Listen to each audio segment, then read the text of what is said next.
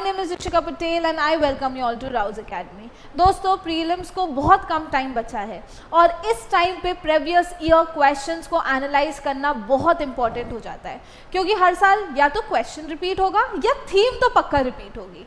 And UPSC कैसे questions पूछता है, कैसे क्वेश्चंस फ्रेम करता है, ये समझना बहुत ज़रूरी है। So, we were analyzing the previous year question of 2024. We have done till question 50. Now we'll start with question 51. Statement 1. If USA were to default on its debt, the holder of US Treasury bond will not be able to exercise their claims to receive payment. That is true. कि suppose अगर USA ने अपने date पे default कर दिया तो जो लोग यूएस ट्रेजरी बॉन्ड्स होल्ड करके रखे हैं वो अपने क्लेम को एक्सरसाइज नहीं कर सकते कि भाई पेमेंट दे दो। ऐसा क्यों है? क्योंकि जो डेट है that is not backed by any hard assets but it is only backed by the faith of the people. और क्योंकि हार्ड एसेट से बैक्ड नहीं है, अगर गवर्नमेंट डिफॉल्ट कर जाती है सो जो होल्डर्स हैं वो अपनी राइट एक्सरसाइज नहीं कर सकते कि पेमेंट दो, क्लेम एक्सरसाइज नहीं कर पाएंगे। So both the statements is correct and statement 2 is substantiating statement 1. So both statement 1 and 2 are correct and statement 2 explains statement 1. ठीक है, नेक्स्ट क्वेश्चन 52, ये जो है वो यूपीएससी ने ड्रॉप कर दिया था। नेक्स्ट डिजिटल रूपी पे आते हैं। ये एक सॉवरेन करेंसी है issued by the RBI in alignment with its monetary policy. सही बात है ना? तो डिजिटल रूपी भी एक सॉवरेन करेंसी है। It appears as the liability on the RBI's balance sheet. True, सही बात है, लाइबिलिटी होगी, है ना?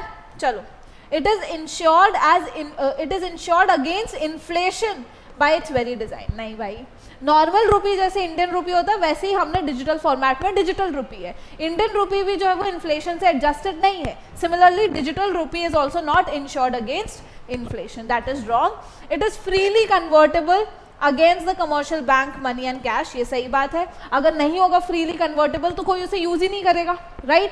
So it is freely convertible. तो 1, 2 and 4 जो है वो सही है। करेक्ट आंसर जो है वो अपना डी हो जाता है, right? Next, with reference to ancient India, Gautam Buddha was generally known by which of the following epithets? Nayaputta, Shakyamuni, Thadgatha. So Gautam Buddha को शाक्य मुनि भी कहा जाता है, थाटगाथा भी बोला जाता है। सो करेक्ट आंसर क्या हो गया? करेक्ट आंसर है 2 and 3। ठीक है, सो करेक्ट आंसर है B, that is 2 and 3। Gautam Buddha को शाक्य मुनि भी कहा जाता है, थाटगाथा भी बोला जाता है। नेक्स्ट क्वेश्चन 58, चंद्रकेतु घर ओडिशा में? अरे नहीं भाई, वेस्ट बंगाल में है। यहीं पे ही गलत हो गया। पोर्ट है, पोर्ट टाउन है, यस, लेकिन it is in west Bengal and not in Odisha. ठीक है, इनाम गांव महाराष्ट्र में है, चालकोलिथिक साइट है। सही बात है ना? This is correct.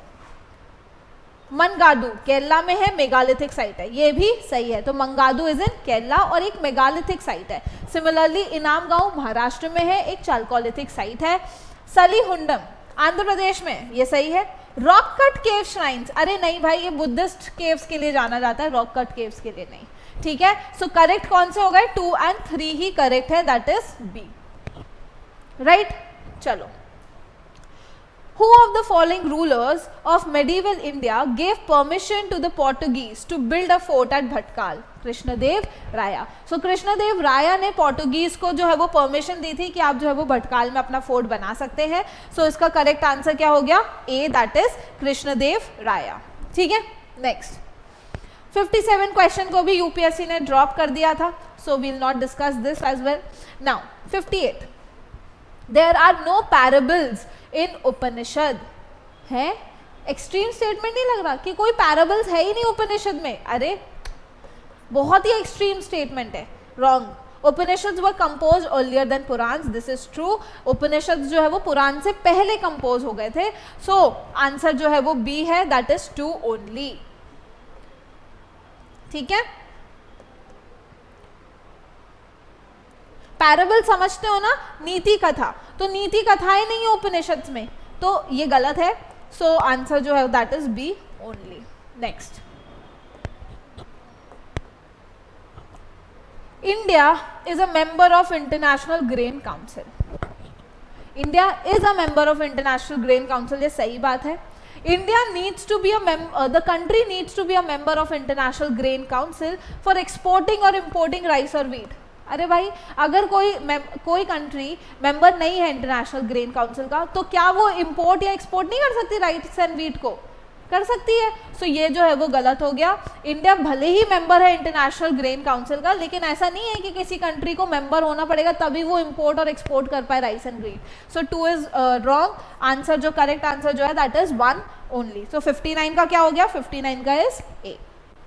नाउ ये करंट अफेयर्स का टॉपिक था उस टाइम पे 2024 में. विच of the following was the latest inclusion in the intangible cultural heritage site? तो उस टाइम पे गरबा डांस जो था वो लेटेस्ट इंक्लूड हुआ था, इसलिए ये न्यूज में था और इसलिए क्वेश्चन भी पूछा गया. Now Who was the provincial president of the Constituent Assembly before Dr. Rajendra Prasad took over? एकदम फैक्चुअल क्वेश्चन, लक्ष्मीकांत से डायरेक्ट क्वेश्चन पूछा हुआ है. That is doctor Sachchidanand Sinha.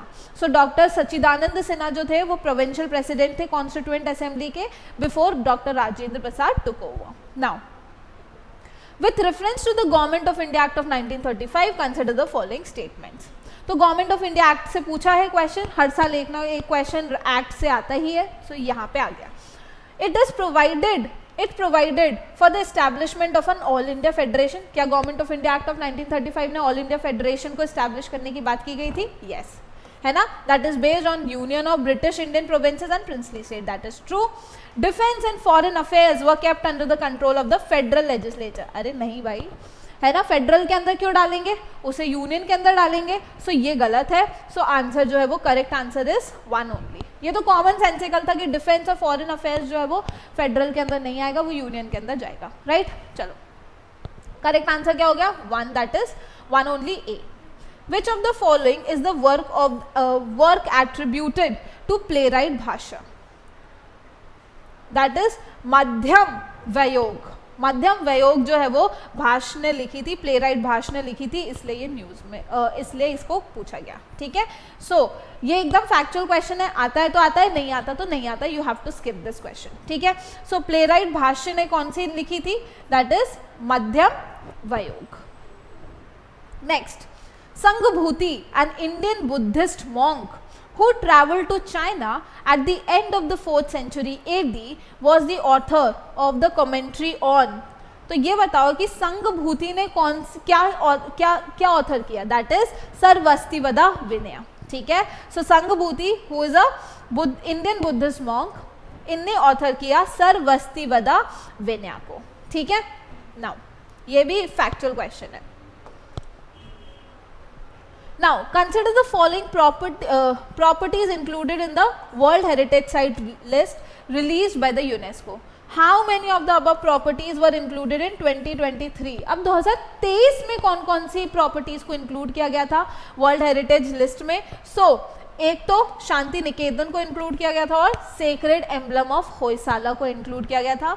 That is answer जो है दैट इज 2 ओनली. बी इसका आंसर हो जाएगा, क्योंकि 2023 में Shanti Niketan and sacred emblem of Hoysala was included under the world heritage list of UNESCO. ठीक है.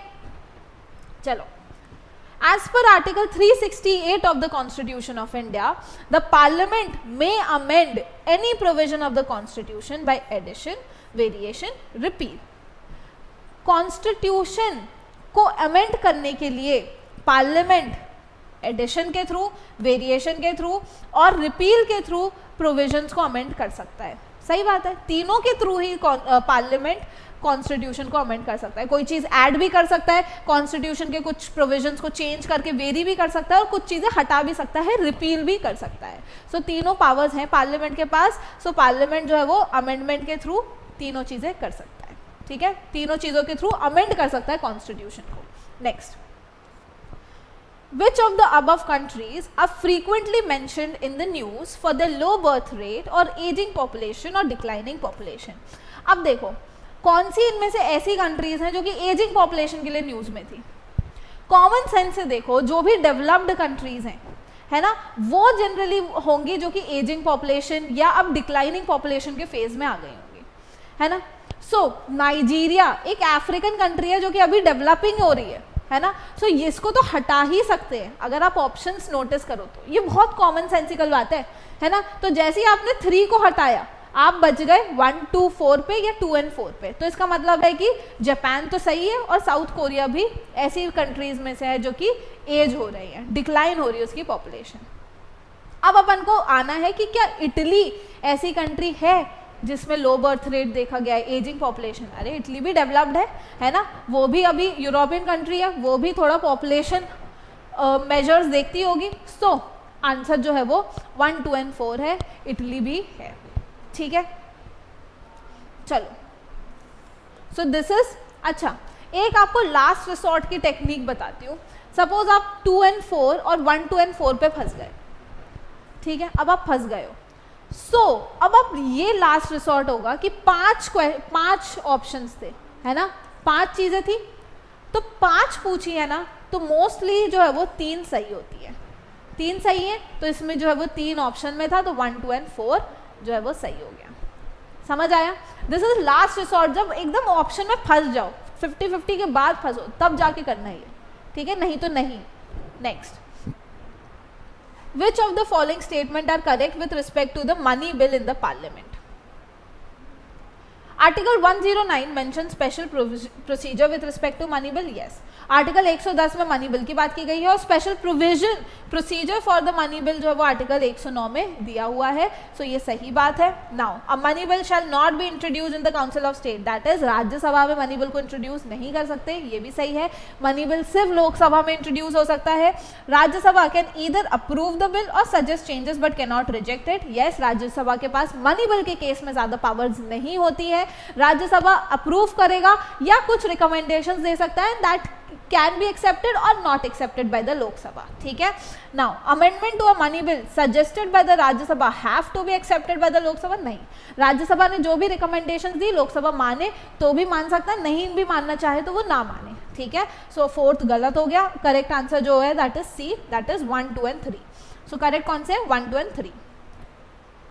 Next, this was a tricky question क्योंकि जनरली लोगों को नहीं पता होता, इतना पढ़ के नहीं जाते हैं। सो ये क्वेश्चन ट्रिकी था। इक्विवेलेंट रैंक्स पूछी हैं इंडियन डिफेंस फोर्सेस में। द कंफ्यूजन, ब्रिगेडियर आर्मी में है ना, एयर कॉमोडोर एयरफोर्स में है और नेवी में अपना कॉमोडोर होता है, कमांडर नहीं होता। ठीक है, सो ये जो है वो ये पूरा गलत हो गया। आर्मी में अगर मेजर जनरल है, सो एयरफोर्स में एयर वाइस मार्शल होता है, सही है। ठीक है, लेकिन नेवी में जो है वो अपना रेयर एडमायरल होता है, वाइस एडमायरल नहीं होता। सो नेवी वाला गलत हो गया क्योंकि मेजर जनरल के अगेंस्ट में नेवी में there is rear admiral and not vice admiral. ठीक है, नाउ आर्मी में अगर मेजर है तो नेवी में लेफ्टिनेंट कमांडर है, ये सही है, और एयरफोर्स में स्क्वाड्रन लीडर होता है, ये भी सही है। सो 3rd एकदम कंप्लीटली सही है कि अगर मेजर है तो आर्मी में क्या हो गया, आर्मी में मेजर है तो नेवी में क्या हो गया, लेफ्टिनेंट कमांडर, और एयरफोर्स में अपना स्क्वाड्रन लीडर। ठीक है, लेफ्टिनेंट कर्नल अगर आर्मी में है तो एयरफोर्स में क्या हो गया, एयरफोर्स में हो गया अपना विंग कमांडर, ग्रुप कैप्टन नहीं, एयरफोर्स में अपना विंग कमांडर हो गया, और नेवी में क्या हो गया अपना, नेवी में अपना कमांडर हो गया। तो नेवी में ये जो कमांडर है ना वो लेफ्टिनेंट कर्नल के अगेंस्ट में जाएगा। ये चीज समझ आई? तो फिर से एक बार रिवाइज करते हैं। ब्रिगेडियर है आर्मी में तो नेवी में कॉमोडोर और एयरफोर्स में air commodore. Major general army में है तो नेवी में रेयर एडमायरल और एयरफोर्स में एयर वाइस मार्शल। मेजर अगर आर्मी में है सो नेवी में लेफ्टिनेंट कमांडर और यहाँ पे एयरफोर्स में squadron leader. Lieutenant colonel army में है सो कमांडर नेवी में हो गया और विंग कमांडर अपना एयरफोर्स में हो गया। आई होप अब आपको समझ आ गया होगा। Next, the north eastern council was established by the north eastern council act 1971. Subsequent to the amendment of North Eastern Council Act of 2002, the council comprises which of the following members? Governor of the constituent state. तो इसमें question में पूछा है कि north eastern council में कौन कौन से लोग हैं, है ना। So governor of the constituent state है, chief minister of the constituent state, yes, 3 members that are nominated by the president of India, yes. Home minister नहीं होते नॉर्थ ईस्टर्न काउंसिल में, सो करेक्ट आंसर जो है that is 1, 2 and 3. Correct answer हो गया अपना ए. सो 70 का आंसर क्या हो गया? ए. ठीक है. सो नॉर्थ ईस्टर्न काउंसिल में we have the governors of the constituent state, chief minister of the constituent state and 3 members that are nominated by the president of India. ठीक है. नेक्स्ट, डिलिमिटेशन कमीशन को कितनी बार जो है वो कितनी बार constitute किया? It is 4 times. एकदम factual question. 71st constitutional amendment act amended 8th schedule included which of the following. तो कौन कौन सी लैंग्वेजेस को 71st कॉन्स्टिट्यूशनल अमेंडमेंट के थ्रू इंक्लूड किया गया था? That is Konkani, Manipuri and Nepali. That is 1, 2 and 3. Answer हो गया ए. ठीक है. ये भी बहुत फैक्चुअल क्वेश्चन है. मैं बच्चों को ऐसे याद कराती हूँ. KMN जो है वो 71st के थ्रू डाला गया था, कोंकणी, मणिपुरी एंड नेपाली. ठीक है. भारतीय जनसंघ, श्याम प्रकाश मुखर्जी, यस. तो भारतीय जनसंघ के लीडर थे श्याम प्रकाश मुखर्जी. सोशलिस्ट पार्टी, सी राजगोपालचारी. अरे नहीं भाई, आचार्य नरेंद्र देव. तो सोशलिस्ट पार्टी के लीडर कौन थे? आचार्य नरेंद्र देव. Congress for democracy, Jagjivan Ram. ये भी सही है. स्वतंत्र पार्टी, सी राजगोपालचारी है, आचार्य नरेंद्र देव नहीं है. सो स्वतंत्र पार्टी के लीडर कौन है? सी राजगोपालचारी. ठीक है. सो करेक्ट कौन से हो गए? सिर्फ 2 only. That is socialist party भी गलत है, स्वतंत्र पार्टी भी गलत है, भारतीय जनसंघ सही है, कांग्रेस फॉर डेमोक्रेसी सही है. Next, which of the following statement is correct about the constitution of India? The power of municipalities, municipality कौन से पार्ट में दिया हुआ है? पार्ट 9 है, सही है. इमरजेंसी के प्रोविजंस पार्ट 18 सही है. Amendment to the constitution part 20 ये भी सही है. सो करेक्ट आंसर क्या हो गया? 1, 2 and 3. अगेन लक्ष्मीकांत का डायरेक्ट फैक्चुअल क्वेश्चन पूछा गया है. Now which one of the following statement is correct with as per the constitution? Interstate trade and commerce is a subject under the state list. नहीं भाई, interstate trade and commerce union list का subject है. Interstate migration is a subject under the state list, ये भी गलत है. Interstate trade and commerce हो गया, माइग्रेशन हो गया, ये सब यूनियन लिस्ट के सब्जेक्ट्स हैं, ये भी गलत हो गया.